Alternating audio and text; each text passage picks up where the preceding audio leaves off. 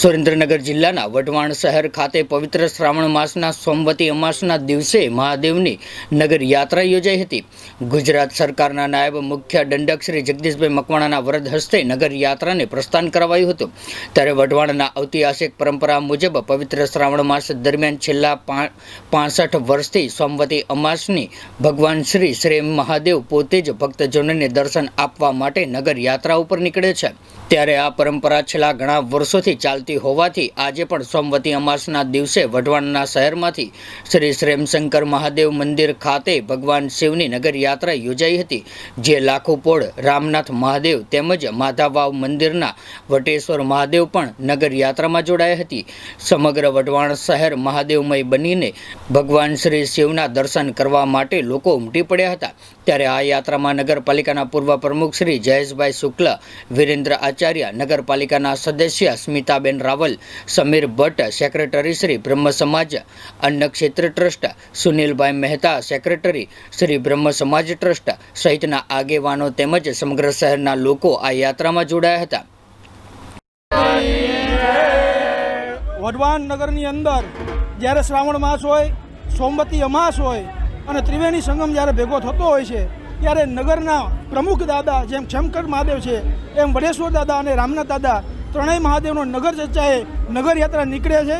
આવી રીતે વંશ પરંપરાની અનુગત અને આદિ અનાદિકાળથી જે સોમવાર હોય, શ્રાવણ મહિનો હોય અને અમાસ હોય તો નગર યાત્રાએ વડેશ્વર દાદા, રામનાથ દાદા અને શંકર દાદા નગર અર્થે નીકળે છે અને આખું વઢવાણ જે છે એ ભગવાન શિવમય થઈ જાય છે।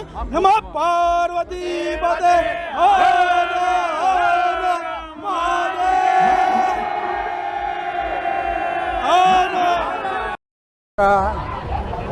છેલ્લા 65 વર્ષથી શ્યામશંકર દાદાની સાનિધ્યમાં શ્યામશંકર દાદા, માધાવજી વડેશ્વર દાદા અને લીમલીમામાંથી રામનાથ મહાદેવ આ 65 વર્ષથી નીકળે છે।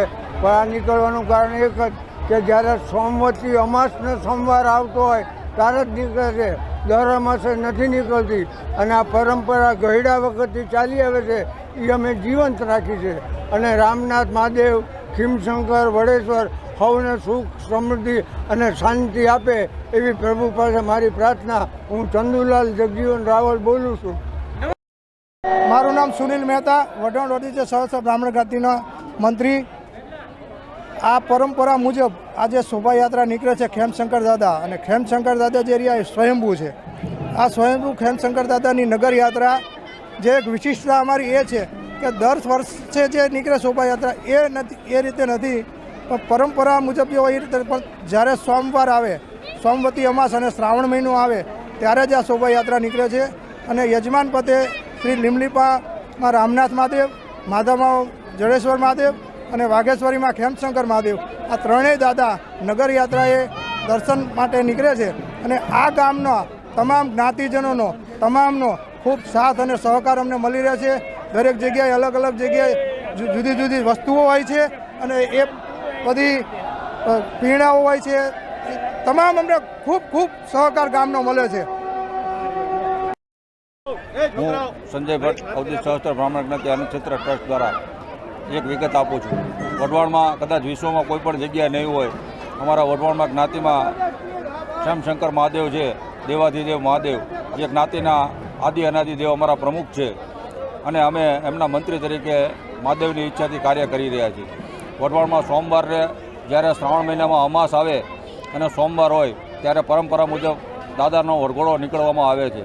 નગર યાત્રા દાદાની નીકળે છે, જે વઢવાણના શ્યામશંકર મહાદેવના યજમાન પદે રામનાથ મહાદેવ અને વડેશ્વર મહાદેવ સંયુક્ત રીતે સાથે રહીને વઢવાણની જનતાને દર્શનનો લાભ આપવા માટે નગર યાત્રાએ નીકળે છે। આ પરંપરા લગભગ 100 વર્ષોથી ચાલે છે। જ્યારથી કદાચ આજથી 200 વર્ષ પહેલાં વઢવાણ સ્વયંભૂ શ્રી શ્યામશંકર મહાદેવની સ્થાપના થઈ, વઢવાણ ઠાકોર સાહેબે સ્થાપના કરાવેલી અને ત્યારબાદ પરંપરા મુજબ જ્યારે જ્યારે સોમવાર અને અમાસ આવે ત્યારે દાદાની નગર યાત્રા નીકળે છે। આ નગર યાત્રામાં વઢવાણના દરેક લોકો, દરેક સર્વ જ્ઞાતિ જોડાય છે। અમારા તમામ અપડેટ્સ મેળવવા માટે જોતા રહો આપણું ગુજરાત ન્યૂઝ। तो व्हाट्सएप, ट्विटर, फेसबुक, इंस्टा जहाँ भी आपका अकाउंट है इसे शेयर बटन के द्वारा वहां पर शेयर करें।